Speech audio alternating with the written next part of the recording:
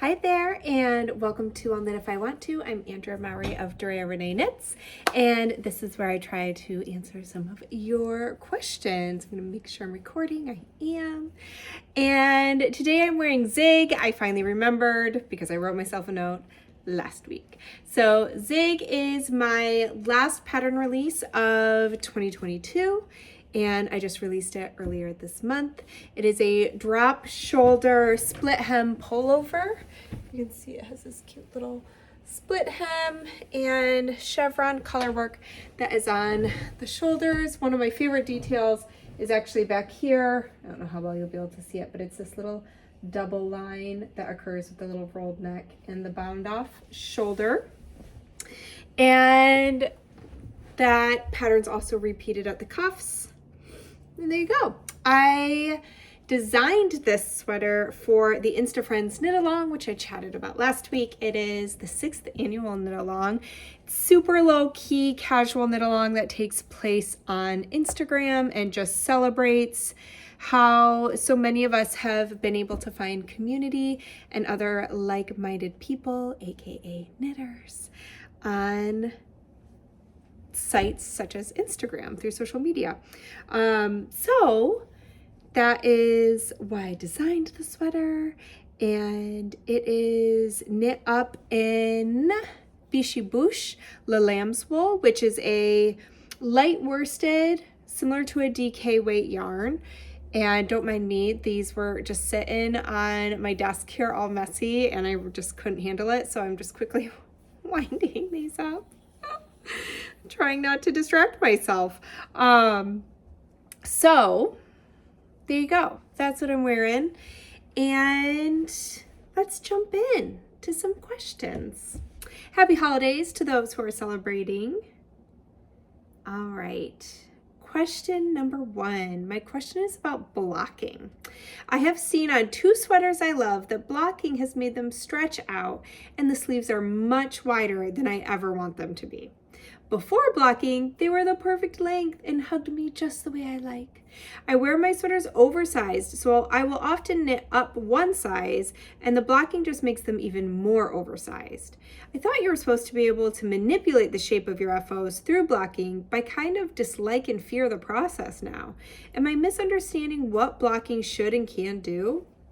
So, blocking, you can manipulate what you have knit to an extent with blocking. So for those couple of sweaters that you blocked and you feel like you've stretched them out, all hope is not lost. I would block them again, and what I do is something I call like a little like zhuzh and pat, where if I don't want something to stretch out, one thing to really remember is that wool, if you're using a wool yarn, which I'm guessing you did, can really hold a lot of water weight. It really soaks up water. So when you pull that out of the tub, if you're not paying attention to, say, your sleeves, that weight of that water will absolutely stretch your knit out. So you really want to take care when you're getting your knit out of the bath by just not letting it stretch out, really squeezing out as much moisture as you can. I usually squeeze it out, wrap it up in a towel, step on it, and then I'll do that process again with another towel to try and get out as much moisture as possible. If you do have a top loading washer, some people will even throw their sweater or knits in there to spin out some extra moisture. Can't speak to that as I have not done it. I have a front loader. But I try and get out as much moisture as I can. And then when you're laying that out to dry, don't stretch your sweater out. If you have your schematic, which should be included with any garment pattern, look at those measurements, and you can even take your measuring tape and measure out the size you want, say that sleeve, and kind of pat the knit into that size. So even if at first it's like a little bit longer or wider, you can kind of manipulate that a little bit, and that's what I call like the zhuzhing and the padding, and that's just me kind of pushing it around till so it's kind of in the size I want, and then it can dry together. One thing I would consider is, what are you knitting? What is your yarn? Are you using a superwash yarn? Because that may account for why it's growing as much as it is. A superwashed yarn has had the scales removed from each of those individual hairs, each fiber that makes up that wool, that yarn. So it doesn't grab onto itself the way a non-superwash fiber was, which basically means great for drape, not great for elasticity. It tends to want to kind of stretch out and grow, especially at like the ribbing areas, like the hems and cuffs of our sweaters. So that's something to consider, as well as what yarn you're using. Now, the best way to know what is going to happen to your finished sweater is to knit a large swatch. I would do at least 6 by 6 inches, wet block it, and let it dry in the same way that you plan to handle that sweater, and measure it before you block it and after, and see, wow, does this grow a lot with the blocking process, so that you know. You had mentioned that you do like oversized sweaters, but these are getting to be a little too oversized for you. So if you know that yarn's gonna grow, then you might not want to size up like you usually would. You might just be able to knit the size that would typically fit you without that extra ease, without the oversized goal that you usually size up for, because in blocking it's going to grow that much. But swatching's really the best way to know what is going to happen, and you can't just do like a little, back in the day I used to like knit like an inch and not block it and get my swatch from that and be like, gauge, great, that should work out fine. You really want to knit a bigger swatch, and you want to let it wet block and dry just the way you plan to treat your sweater at the end. So there are some people as well who have had luck spraying down a sweater or throwing it into the dryer with some damp towels and doing a quick dryer cycle to try and get some shrinking back in. Yeah, I would just really give caution for that if you want to try that. I have done that myself. I once knit a cardigan that really was meant to be oversized, but I didn't want it oversized. This was back in the day, pre-Ravelry, when us knitters were out there with our blogs, and that's how we connected. And I saw somebody else had knit a sweater. It was a cardigan by Nora Gone. It had this beautiful all over texture. And that particular knitter had knit it for their daughter and knit it quite fitted, and I loved how it looked. I was like, I want to do that. So at that time I did not gauge swatch properly. I'm sure I didn't even truly understand gauge, and so my sweater ended up much larger than I wanted it to, so I did put it in the dryer. Unfortunately, I think I must have used a superwash yarn, and even the dryer quite aggressively could not shrink it to what I wanted it to be. But a proper gauge swatch should hopefully give you that information. So that's where I would start, is with your swatching and considering what your yarn choice is, because different yarns are going to have a different amount of growth pre and post blocking. All right. So I'm wondering, sorry, that was a lot of smacking that just happened. I don't know. I'm wearing a juicy lip gloss. There's just a lot of, sorry about that. I do not typically want to be smacking my lips. Okay. Whew. I'm wondering whether there will be a March to May knit along in 2023. I had a lot of fun last year and have several of your sweater patterns that I'd love to make with the support of a group. This is a two-parter. I'm going to answer this part first. Yes, I am planning to still do the March to May knit along. My medical leave should end in March. So as long as everything goes as planned, I 100% plan on doing the March to May knit along. I look forward to it every year. So yes, definitely planning on it. And the next part of this question is, I've been looking forward to the Shift Again release. Can you give us any hints about timing or the pattern itself, such as whether it will be steeked? It is steeked. I did a lot. So that pattern has been over a year in the making. I mean, well over a year. I have had people emailing and asking about that one for a long time. And I had to do quite a bit of swatching and troubleshooting for that pattern. The original Shifty is mosaic knitting, and mosaic knitting does not love to be steeked. There's also issues with knitting it back and forth with my chosen yarns, where basically if I knit it flat, what would happen is that color changing yarn that the original pattern is knit with, Spin Cycle Yarns, is a slow, like, color shifting yarn, and even other yarns in that style, if you knit them back and forth, especially depending on the size of the sweater you are knitting, that circumference that you're knitting, what ends up happening is you end up looking like you have stripes like this along the button band. So I had to do quite a bit of troubleshooting to figure out, like, how can I make this the best pattern it can be? So it is steeked, and it is actually stranded color work instead of mosaic knitting. But it's a really, really great, I think, stepping stone into stranded color work, because we're talking 1 to 2 stitch floats. So it's a great way to dip your toes into that. And the pattern's coming out very soon, like less than 2 weeks soon, or in 2 weeks, something like that. It's coming out real soon, early January. So that is the one thing I will be popping my head above the sand for during my medical leave, to bring that pattern to you, because it has been such a long time coming and was already well on its way in testing and everything. So we are moving forward with that pattern release in January, and I'm very excited for it, and I hope you are too. All right. As the new year approaches, I'm planning my maker's year and wanting to make sure I have time in my knitting calendar for all of the DRK events. I know you've mentioned them in the past, but I wondered if you could just summarize your recurring events that we might plan for in 2023. Thanks. So, I am reading this as in, like, my knit-alongs and things like that. So for 2023, every year there's a few annual knit-alongs that I do. So that includes the March to May knit-along, which goes from March to May, and that is typically a sweater knit-along.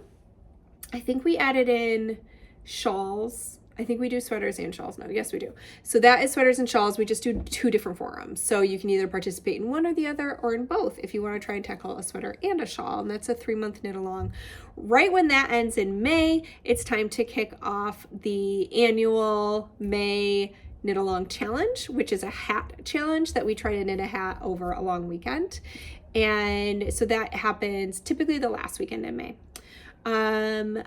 The last couple years I have done an accessory knit along. Sometimes it happens like in the summertime when we want to knit on something smaller.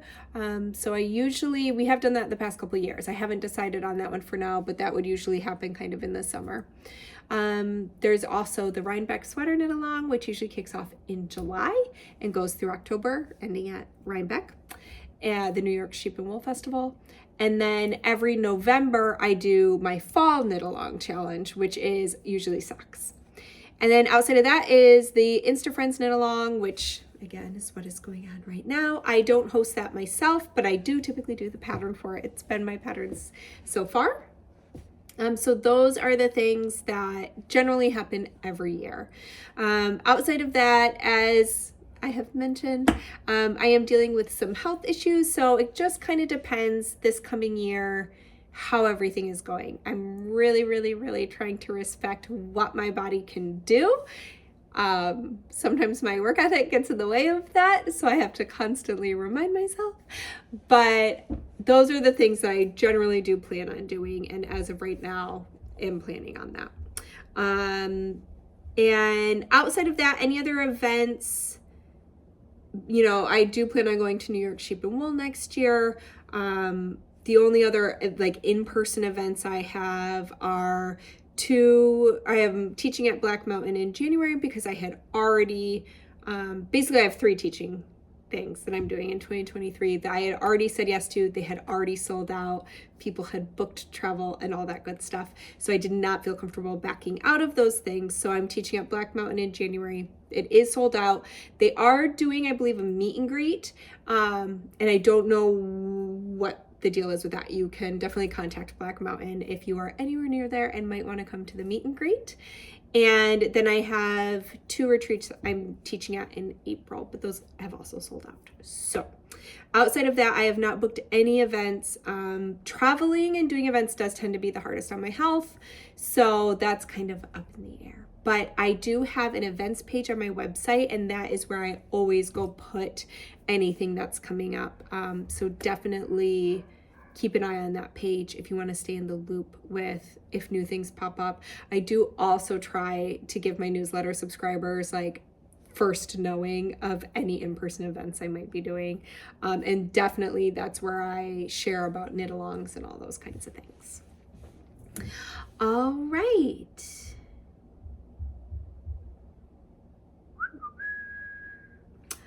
I'm curious if you have any recommendations for a lanolin-based hand lotion. My hands get destroyed by all of the cleaning and scrubbing I have to do every day. I've been on the hunt for a delicious lanolin lotion, and I'm not sure where to start.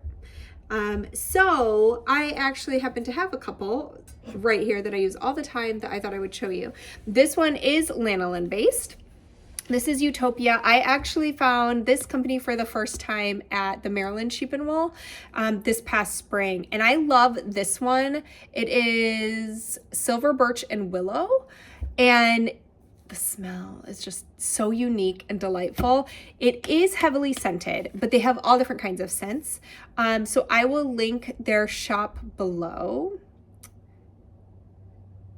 I'm just gonna read this to you because I mean, talk about a great little sales pitch. Nutrient rich with natural farm and field ingredients, fast absorbing and never greasy. Use our restorative and intensely hydrating cream on your hands, elbows, knees, and feet, or wherever your skin needs loving attention. So I do love this one, and it does have lanolin in it. So, Utopia. And then I also really love this. This is not a lanolin based one, but this is the Wandering Flocks Body Balm. It looks like it is a collaboration with the Rosefield. And I love it. This one is bergamot, which I love the scent of bergamot. And let's see, this one has aloe and coconut oil, sweet almond oil, olive oil, beeswax, roseseed oil, and bergamot essential oil. So all really natural ingredients. And it is like such a nice texture. And I find that like I can immediately knit and spin yarn and things like that. So I've been loving this from the Wandering Flock. So I really enjoy both of those. And I will link to them below. That is not a sponsored anything. I just like them. So there you go. I also love the hand relief, which I've shown y'all from, a few of you saw me use it, from the Farmer's Daughter Fiber, but they are no longer making it. I hope someday they bring it back. Oh, look, I have other goodies in here. So this is another really popular one in the knitting community, Love and Leche lotion bars, and these are lanolin bars. Oh no, why did I think these had lanolin? They don't. This is beeswax, coconut oil, almond oil, with organic calendula flowers and essential oils. But they're really cute. Like, do you see the little sheep? Oh. So these are great if you like a lotion bar. Yeah, citrus rose and lavender rosemary. So I just have like a drawer of hand things to save my hands. This is another one I see around a lot in the knitting community, Tuft. And this one is lanolin. So there you go. I only linked the first two I mentioned because I wasn't planning on pulling all these other ones out, but you can absolutely do a really quick Google search or internet search and find them. But next question. All right. I was curious about how people make those cute fringed swatches. I know that it's from lazy swatching in the round by carrying the yarn in back. I'm not sure how people cut the carried yarn in back without their swatch falling apart. I'd love some cute little swatch rugs to decorate my apartment with if I could figure out how they do it. So I wouldn't call it lazy swatching. I would call it efficient swatching. So I do have one over here. I'll just grab this one. So I think I even linked really recently to a swatching in the round tutorial where you do carry that yarn in the back. So the reason that they don't unravel, I don't think anyone's doing anything special.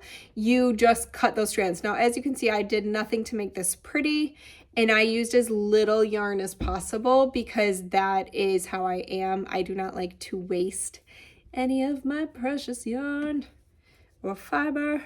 So I tend to really try to utilize it to the best of my ability without wasting them. So I only have like an inch on each side of fringe, and I could go through and tidy that up. Another thing you could do if you wanted it to be a little neater is like knot the edges, doing like little square knots along the way to make it look like purposeful fringe. But yeah, it's not going to unravel anyways because knitting actually does not want to unravel horizontally side to side. Knitting wants to unravel vertically, hence like the dropped stitch. It just wants to unzip itself, but horizontally it really doesn't want to. That's why we can steek things beyond reinforcing it before we steek, or I don't know why I said or what else I had planned to say there. Whatever it was, it just flitted away. But even without reinforcing, your knitting shouldn't really want to unravel more than like a stitch or two, because that's just not what it wants to do. It wants to drop down, not go sideways. So I also loved this question because I wanted to say that for anybody who is nervous about steeking, to give a little confidence boost that your knitting doesn't want to fall apart in that direction. So don't fear the steek. Okay. And by the way, that would be very cute around your apartment. The little like swatch rugs as you described them. All right, I have a little bonus question here. I would love to hear about how your weaving is going. Weaving and spinning are two things I would love to learn, but currently my brain is at capacity as far as hobbies go in my current stage of life. So I will live vicariously through you in the meantime. So sadly, my loom has been sitting empty for a couple weeks. I did make towels I showed a few weeks ago for my in-laws, and it was so much fun. I loved it, and I was just amazed by the finishing process of weaving. I believe I think it was 100% cotton, I think is what I wove those towels out of. But it's amazing because you weave them and the fabric looks a little open and the fabric can feel a little stiff, but then you wash and dry them in your washing machine and they just like fill up and become so incredibly soft. It was so satisfying. I really loved it. So I do hope that, I'm still kind of easing into my leave and prioritizing rest, but I am hoping that sometime in the next month I can get my next project. I have 2 projects ready to go. There is a stole, like a scarfy shawl deal that I want to weave, and then I also want to do some napkins. So I also find that I really love weaving for gifts. It's just, yeah, I really enjoy it. So I am hoping to get some more loom time coming up. And while we are on the other crafts besides just knitting topic, I thought I would show some of my recent spinning. So Thanksgiving weekend, whenever that was, a month ago, I had the pleasure of taking a woolen spinning class at my local fiber shop, Port Fiber, and it was taught by my friend Mel, and I've actually taken this class before, but woolen spinning is more challenging for me, which I think is pretty common. It's just like you have to have more faith in the process. You have to trust. You can't over control it, I have found.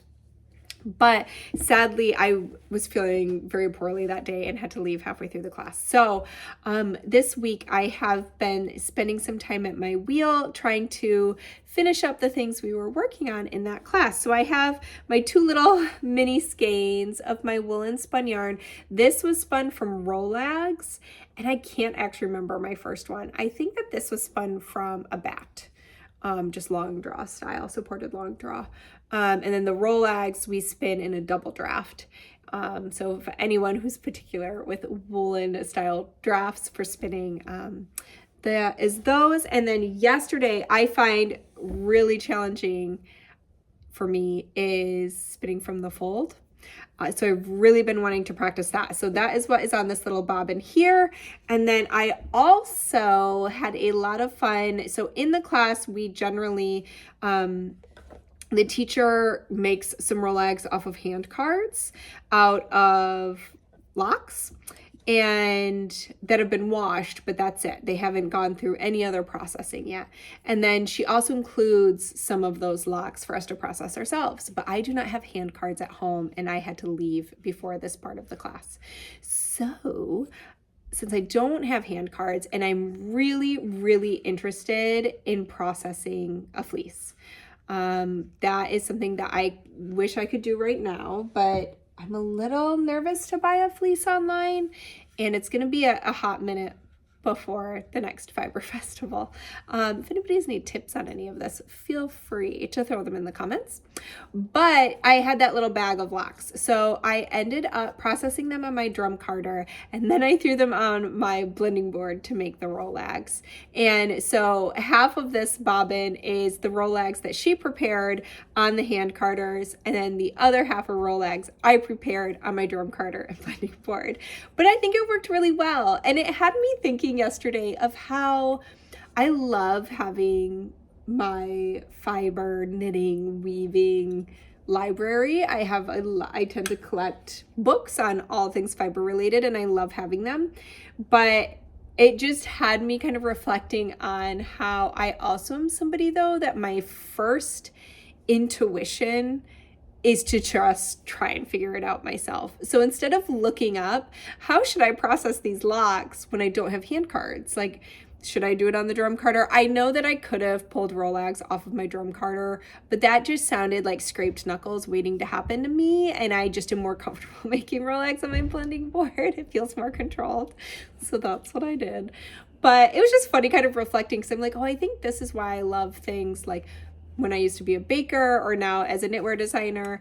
It is that curiosity. It's that, yeah, I could look this up, but I'm going to go ahead and just fumble through and try to figure it out myself mentality. So anyways, I am very excited. That's my plan today is to, I've just been winding for these two. I actually just wound little center pole cakes, and then I just applied a 2-ply yarn from that center pole cake, and I'm going to do the same with these because they're just little guys, but too much. I'm not going to make a plying bracelet to handle this because I just don't want to. So I'm just going to do a little center pole cake, but that is where I'm at with that. And then my spin it to knit it weekender style, I have 5 full bobbins. I am working on the 6th. And I think after that, I only have one more free bobbin. So I'm going to start plying, but I definitely want to kind of mix up my bobbins for plying that. Since I am spinning a sweater's quantity from bats I made myself, and we'll see how evenly I made those bats. So I thought, okay, I'm going to mix up my bobbins and hope that that helps get me a more overall even yarn. And anything else? Any other share and tells? There was a new vlog I've been watching. I'm going to have to share it next week because I can't remember the name off the top of my head, and I want to make sure I link it. So I will share that with you next week. But a ton of people are doing like Vlogmas where they post every day or every other day in December. So that's been really fun. But I found a spinner that I follow on Instagram and then realized that she had a vlog, and I have really been enjoying watching that. So I'm going to share that below because I do get questions about that sometimes. Like, do you have any other vlogs or podcasts that you like to watch or listen to? So I'm going to remember to share that next week with a proper link. So there we go. Do you have any, what I would love to watch right now, so my wish list, is other YouTube podcasty video things focused maybe on wool processing. That's what I want to watch right now. I like to watch them while I spin. So if anybody has any they love, please feel free to throw them below in the comments.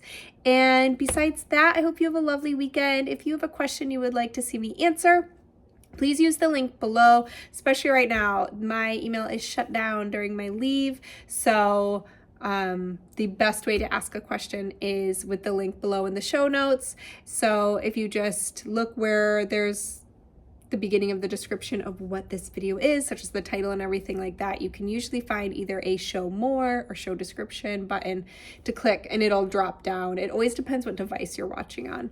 But at the very bottom of that, you can sign up for my newsletter, and you can also click the link to ask a question for me to answer.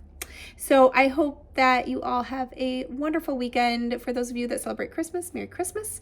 And I will see you back here right before the new year. And happy making. Bye.